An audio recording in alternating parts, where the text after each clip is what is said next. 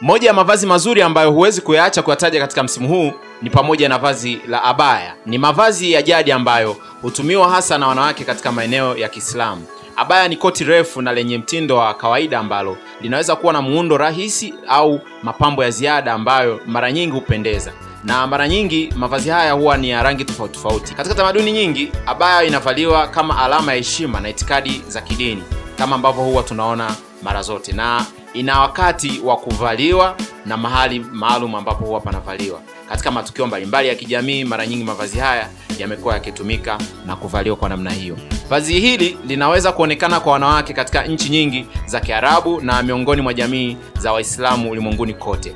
Abaya mara nyingi huvaliwa juu ya mavazi mengine na inaweza kuunganishwa na hijabu au shaila ili kukamilisha muonekano wake kuwa mzuri zaidi. Hakuna sheria ya kidini inayozuia Wakristo kuvaa mavazi haya, na tumeona wengi wakivaa wakijichanganya na kuvaa kwa namna hiyo. Kwa hiyo kwa maana hiyo kwamba tamaduni hii imekuwa ikipendelewa sana na watu wengi kutokana na mavazi yake. Wakati wa kuvaa abaya ni muhimu kuwa na nia na heshima na kuelewa tamaduni za wengine, kwa maana huwa yanavaliwa na watu ambao wana siha za Kiislamu na mara nyingi taratibu zao zinakuwa nzuri za mavazi.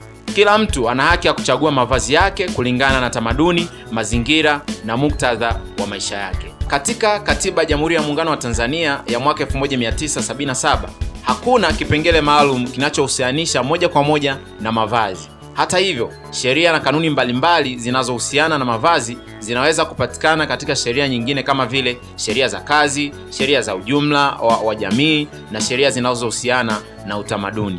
Pia kuna sheria za nchi mbalimbali zinazoweza kuathiri mavazi, kama vile sheria zinazohusu heshima ya jamii na mila za kitamaduni. Katika mazingira ya mahakama, mavazi yanaweza kuzingatiwa kwa njia mbalimbali kulingana na muktadha wa kesi husika ama eneo husika. Ndio maana mavazi fulani huwa yanakatazwa kuvaliwa sehemu fulani na mavazi fulani yanaweza kukubalika kuvaliwa sehemu fulani. Kwa hiyo ndio nilikuwa nimekuletea kuhusiana na vazi hili la abaya ambalo limeonekana kupendwa sana na watu wengi kwa msimu huu, hasa wa kike, kwa sababu ndio fashion ambayo imekuwa ikipendwa sana na kuonekana kuvaliwa na watu wengi kwa ajili ya kujistiri. Asante wewe unaendelea kufuatilia Itigi TV. Tunapatikana katika kebo yetu kama Itigi TV na YouTube Itigi TV. Usisahau kusubscribe.